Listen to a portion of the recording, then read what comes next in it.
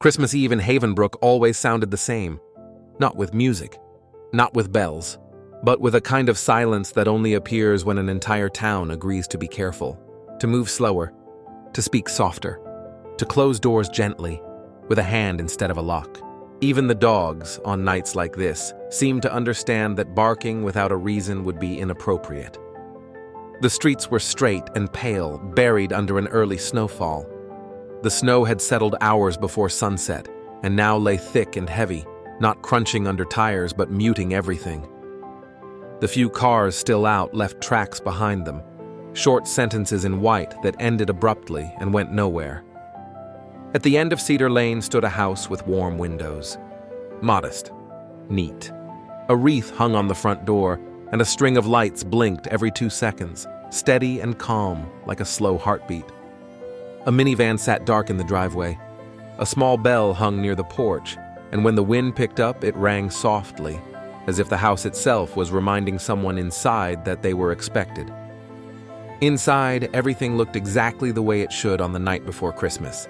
The smell of cinnamon and baked apples, plates from an early dinner still on the table, holiday cards lined up on the windowsill, voices from other houses and other cities frozen in ink, torn wrapping paper weighed down by books so it wouldn't scatter in the draft, a Christmas tree in the corner of the living room. Not perfect. Real.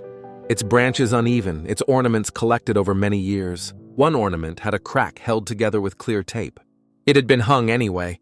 Moments like this often convince people that safety is real, that it's something solid, familiar clutter arranged just right. But safety is a feeling, not a fact.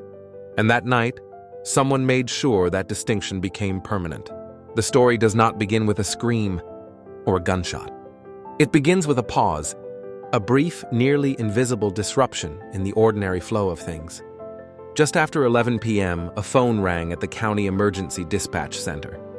The dispatcher, Melanie Gray, had already taken her last sip of cold coffee and was about to mark the shift log. Another quiet night. Christmas Eve usually brought accidents, not crimes. Slippery roads, rushed drivers.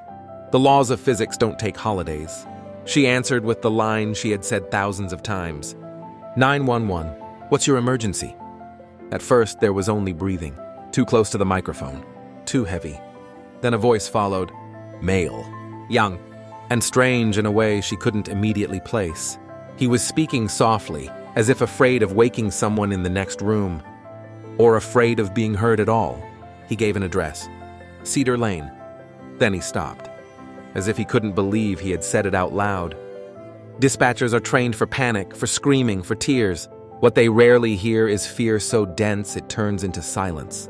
Melanie asked if he was in danger, if anyone was hurt, if police or medical help were needed. There was a faint shuffling sound as though the phone had been set down on a hard surface. More breathing, then a sentence, broken and fragile, each word forced out like it hurt to speak. Please, come. I shouldn't have. He didn't finish. In the background, a sound cut through the line. Dry, heavy, not music, not a television, not wind, a dull impact. Then another, and a sharp inhale from the man on the call like pain that had nowhere to go. The line went dead. Melanie didn't hesitate. She flagged the call, alerted her supervisor, and dispatched units to the address as a potential violent incident. There were no details to pass along, only a voice, an address, and the sound of something going terribly wrong. 5 minutes later, the first patrol car turned onto Cedar Lane. No sirens, no flashing lights. On nights like this, officers know brightness can make things worse. Sometimes the threat is still inside.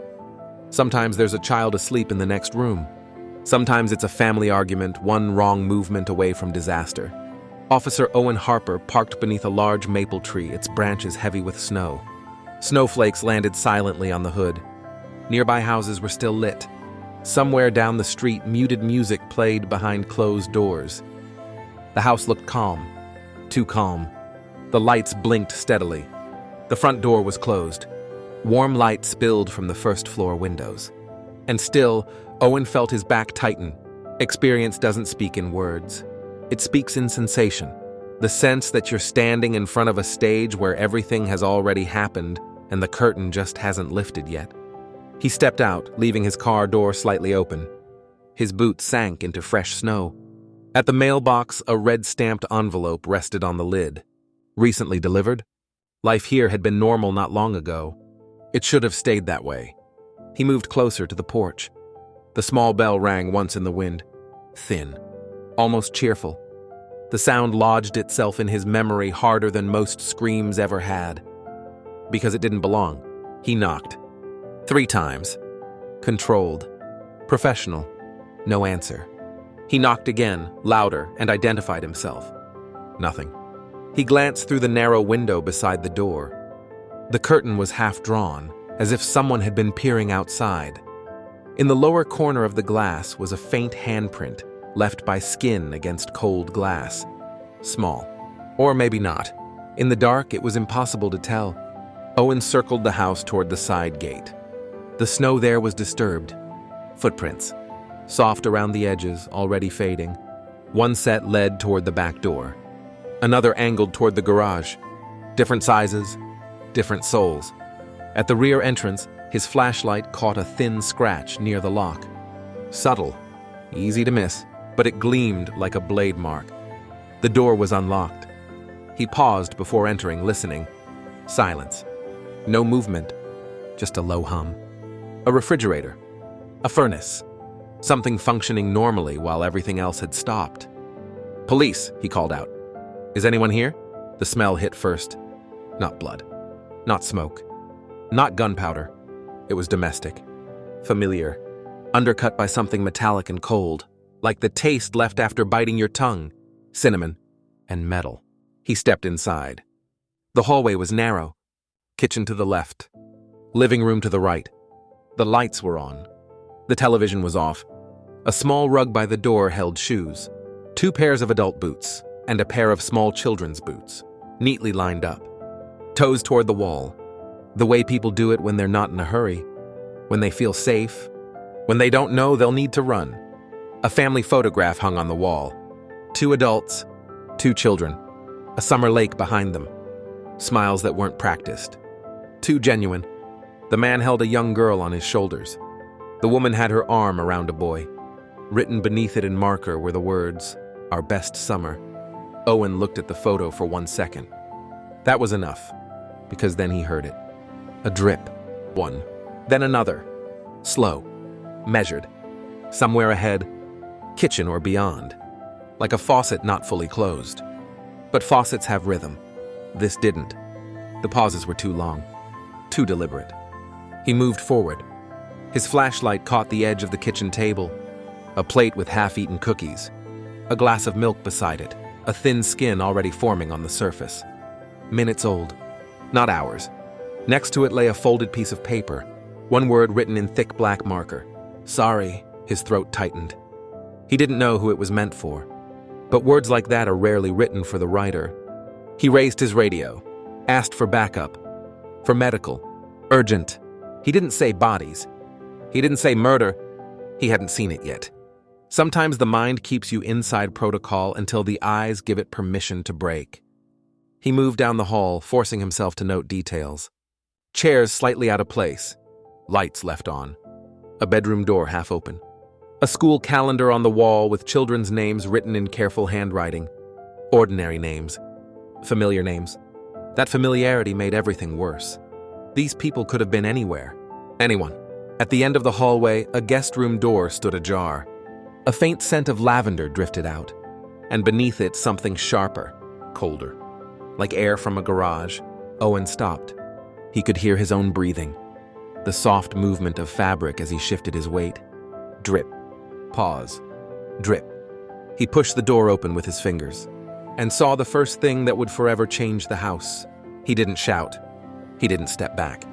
Police learn how to stay quiet in moments when others would scream. But something inside him snapped all the same. Among wrapped gifts and folded blankets was a scene that should not exist. Not here. Not tonight. Not in a home that still smelled like cinnamon. Owen stepped back and raised his radio again. His voice sounded different now. Controlled. Strained. Confirming, he said. I need detectives. And crime scene. Now, he stopped there. Saying more felt like breaking an unspoken rule. Behind him, in the living room, the Christmas lights continued to blink. Once, twice, once, twice. Like a heart that hadn't yet realized it was supposed to stop. And in the silence of that house, a question lingered, one that would follow every person who crossed the threshold after that night. If something like this could happen here, on this night, in this home, then where does the line between ordinary life and catastrophe really exist? In reports, the night would receive a case number. In the news, it would be called a brutal crime. Neighbors would describe a good family. And those left behind would try to piece together what collapsed in minutes. But in that first moment, it wasn't a story yet. It was a house that hadn't realized its life was already over. Before the house on Cedar Lane became evidence, it was simply a place where a family lived. Not a headline, not a cautionary tale. Just a structure filled with routines so ordinary they were almost invisible. The Mitchells moved to Havenbrook 7 years earlier, drawn by the same things that drew everyone else. Good schools, predictable seasons, streets where children still rode bicycles without helmets and parents pretended not to watch from the windows. Daniel Mitchell was 38, an accountant by training, precise by habit. He worked for a mid-sized firm in the neighboring city, the kind of job that came with spreadsheets, deadlines, and the quiet pressure of being responsible for other people's money. He was not ambitious in the dramatic sense. He didn't chase promotions aggressively. He wanted stability, predictability, the comfort of knowing exactly how much would be in the checking account at the end of each month. People described him as reliable, calm, maybe a little withdrawn, the kind of man who listened more than he spoke. At neighborhood gatherings, he was often found standing near the grill, nodding along to conversations, beer untouched in his hand long after it had gone warm. His wife, Laura Mitchell, was 36. She taught English at the local middle school. Her days were filled with essays written in uneven handwriting and the slow work of convincing teenagers that words mattered. She believed in routines too, but hers were softer. Morning coffee at the same mug. Evening walks after dinner. Notes left on the counter for Daniel when their schedules didn't line up. Friends said Laura carried the emotional weight of the household. Not in a dramatic way. In small, consistent gestures. Remembering birthdays. Scheduling doctor appointments. Keeping track of which child needed new shoes and which one had outgrown their winter coat. The invisible labor that rarely gets noticed until it stops. They had 2 children. Emma was 9. Observant, quiet in groups, loud at home. She loved puzzles and books far beyond her grade level. Teachers described her as thoughtful, a word that often meant she watched the world carefully before engaging with it. She slept with a small lamp on, even though she never admitted being afraid of the dark. Noah was 6, restless, curious, constantly moving. He asked questions that began with why and rarely waited for the answer. He loved dinosaurs and emergency vehicles and anything that made noise. He had learned to ride his bike without training wheels just weeks before Christmas and insisted on telling everyone he met. From the outside, the Mitchells fit perfectly into Havenbrook's mental picture of itself. They attended school events, hosted barbecues in the summer, hung decorations on time, returned library books late but always apologized. Their house was not immaculate, but it was lived in. Shoes by the door, crayons in the couch cushions, a calendar on the fridge crowded with reminders. Nothing about them suggested danger, but danger rarely announces itself. In the months leading up to Christmas, there were small fractures, the kind that only appear in hindsight, when investigators and journalists and strangers online comb through lives looking for meaning. Daniel had been under more pressure at work than usual. A restructuring at his firm meant longer hours and quieter dinners. He came home tired, shoulders tight, conversations shorter. Laura noticed, of course. She asked questions. He answered, but vaguely. It's nothing. Just busy. It'll pass. Financially, they were stable. Not wealthy, but comfortable. No debts beyond the mortgage. No sudden losses. No obvious motive hidden in bank statements or overdue bills. Emotionally, things were harder to quantify.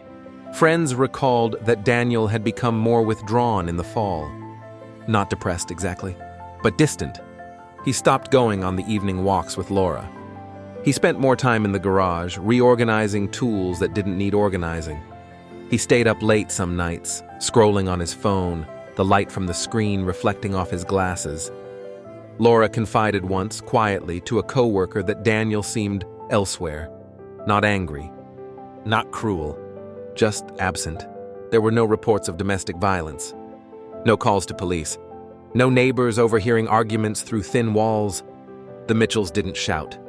If they disagreed, they did it softly, behind closed doors, the way many couples do when they believe privacy equals safety.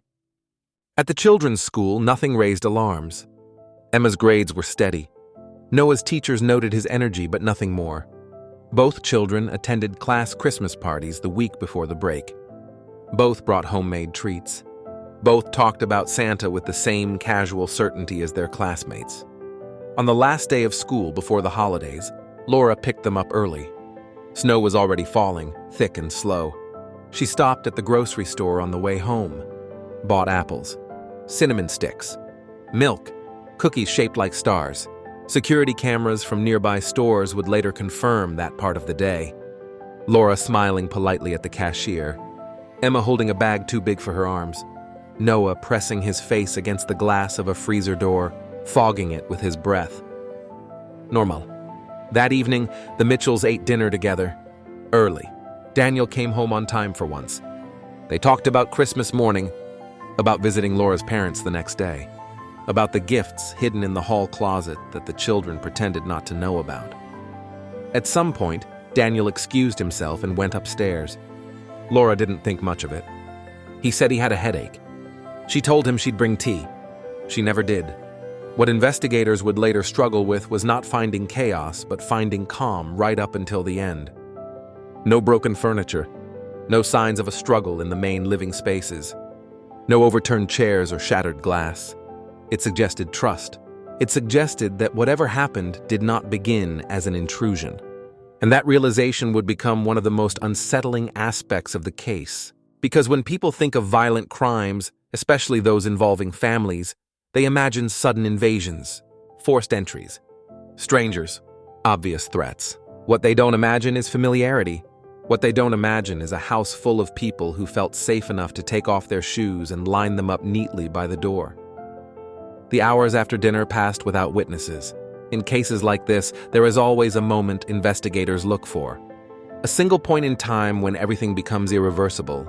Not the first act, not even the second, but the moment when the possibility of stopping disappears completely. For the Mitchell case, that moment was not the violence itself. It was the decision to make the call. Daniel sat at the kitchen table for nearly 12 minutes after writing the note. This was determined later by a combination of phone metadata, smart thermostat logs, and the slow cooling curve of the mug Laura had left untouched upstairs. These details sound clinical when written down. In reality, they represent a man sitting alone in a house that no longer contained life, listening to sounds that no longer belonged to anyone. The refrigerator cycling on, the furnace exhaling warm air into empty rooms, the faint hum of electricity moving through wires embedded in walls that had heard laughter only hours earlier. Daniel did not cry. There were no tear marks on his face, no redness in the eyes captured by body cameras later, no tissues discarded in the trash. What he showed instead was a kind of emotional shutdown so complete it bordered on mechanical. When he picked up the phone, he already knew what he was going to say. The call was not an attempt to escape responsibility. It was not a plea for help. It was an announcement. During later psychological evaluations, experts would point to this moment as evidence of what they called cognitive collapse, a state where moral reasoning does not vanish but becomes irrelevant, where actions are taken not because they make sense, but because they conclude something that feels unfinished. When the dispatcher answered, Daniel did not introduce himself. He gave the address immediately. That choice mattered. People who call emergency services in panic often lead with emotion, with confusion, with questions. Daniel led with location. as if he were placing a pin on a map and nothing more. His voice was controlled but not steady. The pauses between words were too long. Not because he didn't know what to say, but because saying anything required effort. When he said, "I shouldn't have," it wasn't followed by tears or explanation. It was followed by silence, as though the sentence was complete in his own mind. What happened next would later be the subject of intense legal debate. The sounds heard on the call after his words ended were not random. They were not accidental background noise. They were deliberate. Investigators would later determine that Daniel moved back toward the guest room during the call. The room where Laura had stored spare blankets and old toys. The room where the smell of lavender mixed with something far less human. Why he went there at that moment was never fully explained. Some experts suggested he was checking, making sure. Others believed it was an act of confrontation, a final attempt to force his mind to accept reality by placing himself physically near the outcome. What is known is this: the sounds heard on the call corresponded to movements recorded by motion sensors in that part of the house. A door opening, a heavy object being set down, 2 impacts, then the sharp intake of breath captured before the line went dead. When officers arrived minutes later, Daniel was no longer alive. He was found in the garage. The engine of the minivan had been running. The garage door was closed. The timing suggested he had acted immediately after ending the call, as if the act of speaking aloud had stripped him of whatever restraint remained. This discovery shifted the case instantly. There would be no interrogation, no confession, no trial to explain motive or sequence in clear language. Instead, there would be reconstruction, inference, interpretation layered on top of silence. For Laura's parents, the knowledge that Daniel never faced arrest was unbearable. For some neighbors, it felt like a twisted form of justice. For investigators, it created a vacuum where answers should have been. The turning point, then, was not the act of killing. It was the choice to end his own life before anyone could ask why. Because with that choice, the story stopped being about what happened and became about what would never be known. No cameras inside the house, no phone calls made, no messages sent. What happened next had to be reconstructed later, from fragments that never quite fit together cleanly. That reconstruction would become the quiet obsession of everyone assigned to the case. Based on the condition of the house, investigators concluded that the family separated into their usual evening rhythms. Laura stayed downstairs with the children. Emma worked on a puzzle at the coffee table. Noah sprawled on the floor with toy dinosaurs, narrating elaborate battles in a low voice, already half-tired. The television played something gentle. Background noise. Familiar. Daniel remained upstairs. In the master bedroom, his phone showed activity well past the time he claimed his headache began. Not calls, not messages, just scrolling. Page after page. Accounts. Forums. Articles that had nothing to do with accounting, nothing to do with work. He was looking for something. Investigators would later debate what exactly that something was. Confirmation, permission, reassurance, or simply distraction. Whatever it was, it did not calm him. It narrowed him. At 9:14 p.m., Daniel searched for a phrase that would later appear in court documents, stripped of emotion and reduced to text on a screen. A phrase that suggested finality rather than curiosity. From that moment on, his activity slowed. The phone went dark for long stretches. When it lit again, it was only briefly. As if he were checking the time, as if time had become something he needed to manage carefully. Downstairs, Laura put Noah to bed first. He protested as usual. Asked for water, asked for one more story, asked why Emma got to stay up later. Laura answered patiently. She always did. She kissed his forehead and left the door open a crack so the hall light could spill in. Emma stayed up another 30 minutes. Laura sat beside her on the couch, helping when asked, not hovering. At some point, Emma leaned against her mother's side, head heavy, puzzle forgotten.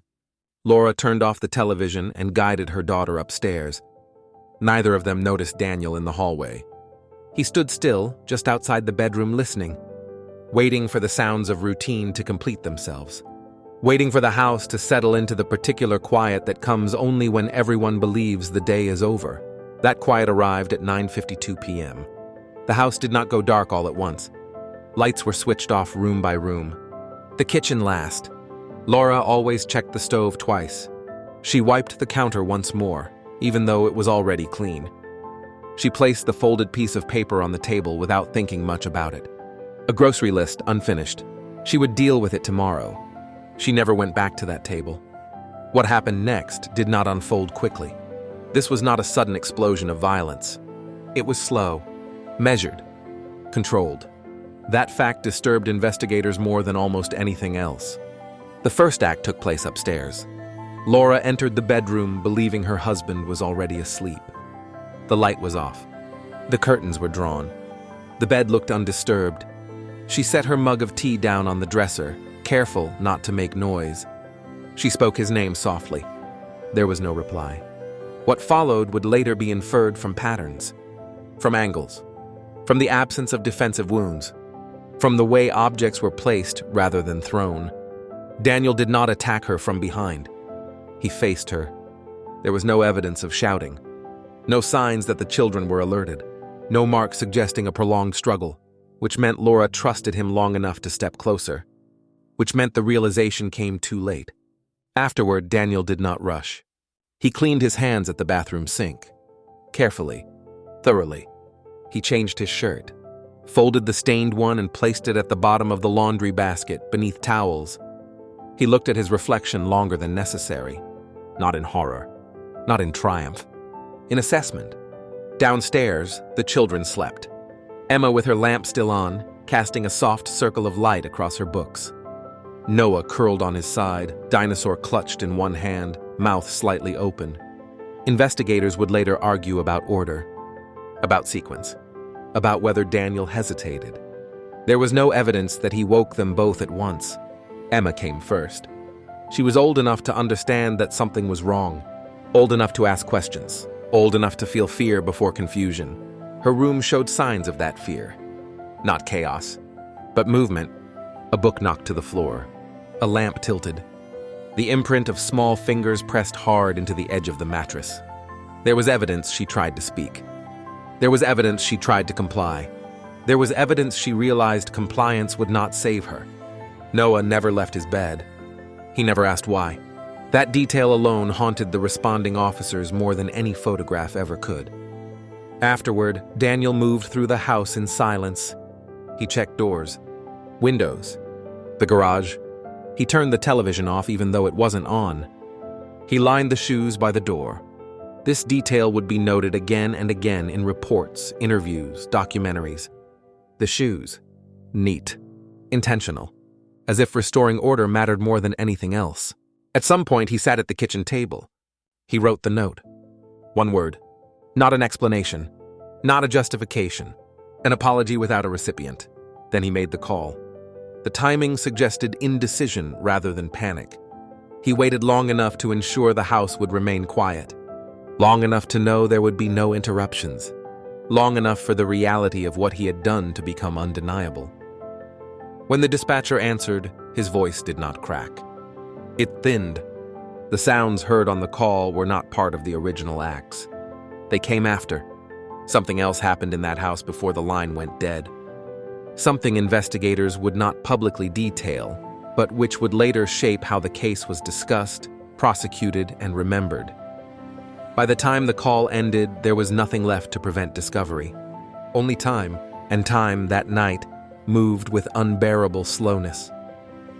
By the time the sun rose over Havenbrook on Christmas morning, Cedar Lane no longer looked like a place where anyone lived. Police tape cut across the front yard in harsh yellow lines that clashed with the snow. Patrol cars sat idling, exhaust drifting into the cold air. The blinking Christmas lights were finally turned off, not out of respect, but because someone had to unplug them to process the scene. Inside, the house was no longer quiet in the way it had been during the night. It was busy.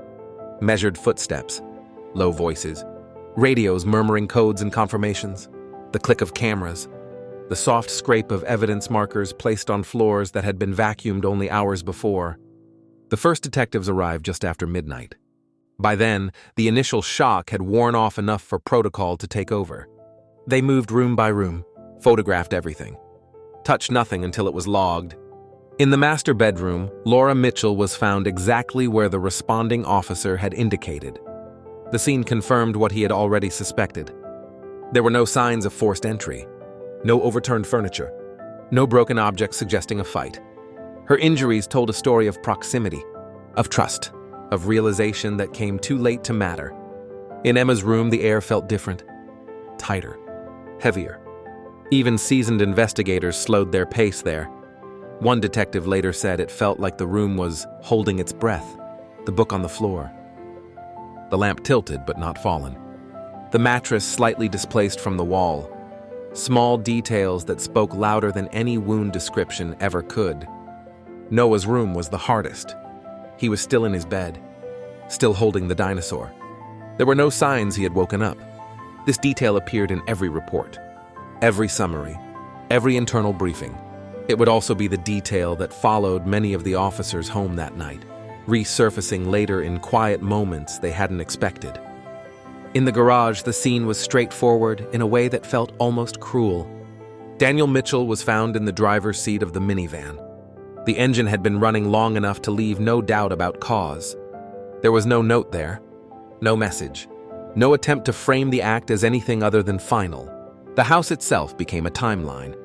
Forensic teams mapped movements using footprints in melted snow, traces on flooring, and digital data pulled from devices.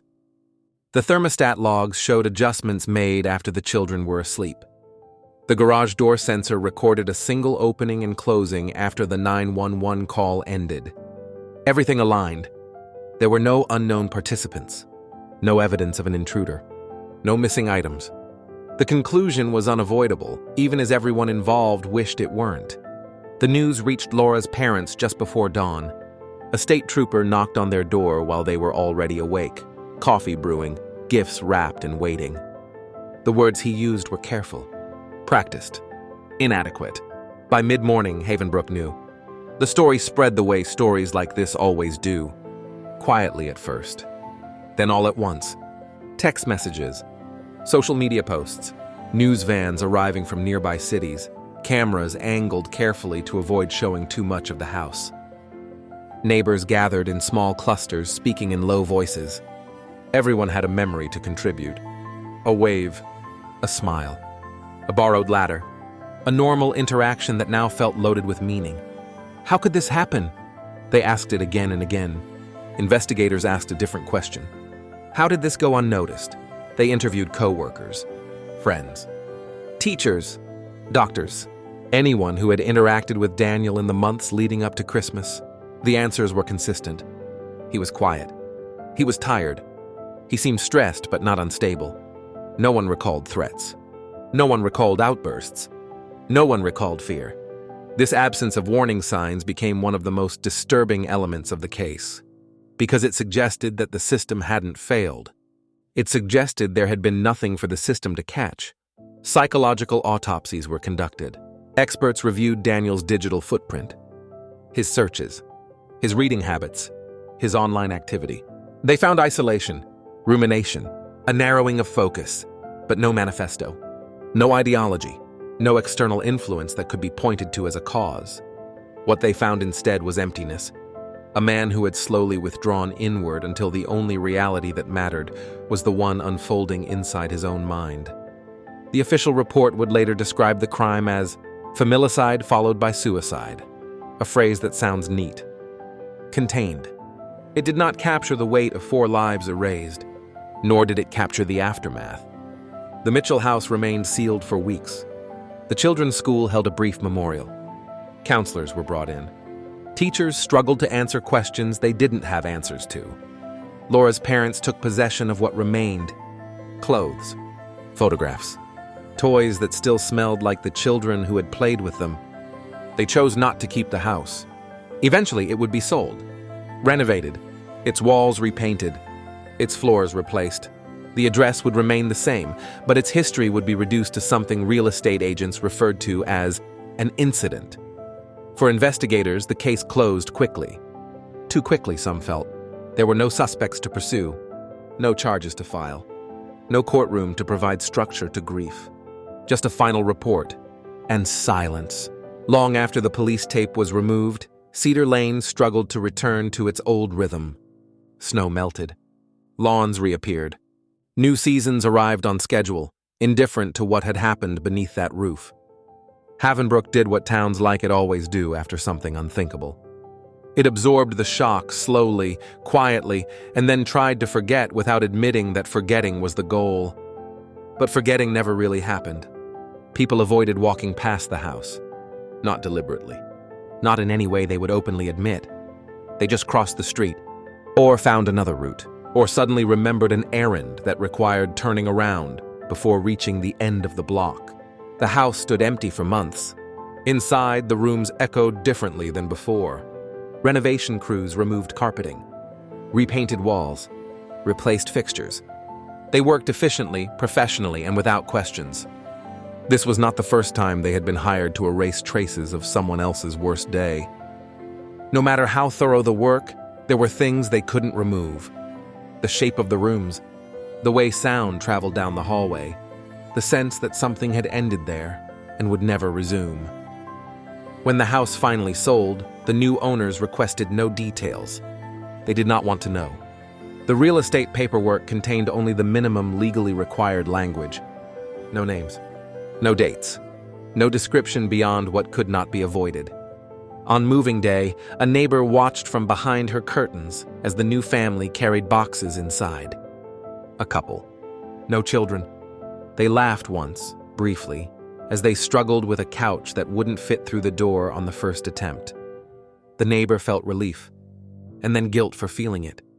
The case itself faded from headlines quickly. There was no trial to follow. No courtroom drama. No competing narratives.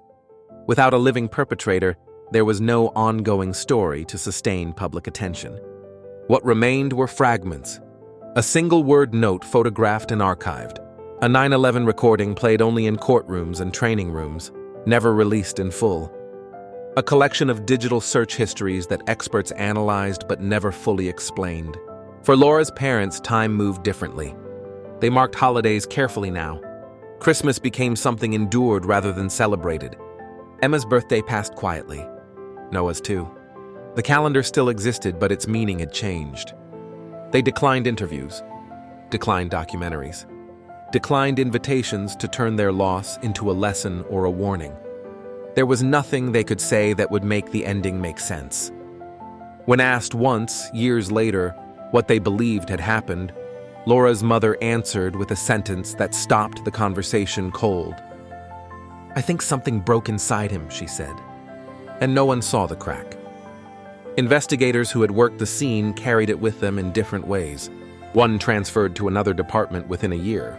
Another retired early. Officer Owen Harper stayed on patrol, but he avoided night shifts whenever possible. He never again responded to a call on Christmas Eve. When asked why, he never gave a detailed answer. He would just say, "Some houses stay with you." The psychological evaluations written after the case avoided poetic language. They focused on terms like dissociation, internalized stress, emotional isolation. They described a man who had slowly narrowed his world until it contained only his own thoughts, looping inward with no external correction. They concluded there was no single trigger, no final argument, no sudden snap. Just accumulation, pressure without release, silence mistaken for stability. What made the case particularly unsettling was not the violence itself. It was the ordinariness surrounding it. There was no warning broadcast to the outside world. No dramatic escalation visible to neighbors or co-workers. No moment when someone could clearly say, "That's when it should have been stopped." The line between before and after was thin, invisible. In the end, the story left behind fewer answers than questions. Can someone live a normal life right up until the moment they destroy it? Can love exist alongside something this destructive without revealing itself? How many signs are missed not because they aren't there, but because they don't look like signs at all? These are not questions with comforting conclusions. They linger. In quiet houses. In evenly spaced lights blinking on winter nights. In the pause before answering a phone call. And every Christmas Eve, when towns like Havenbrook grow careful and soft and silent, there are people who think of a house on Cedar Lane and feel an unease they cannot fully explain. Because the most frightening part of this story is not what happened. It's how normal everything looked until it did.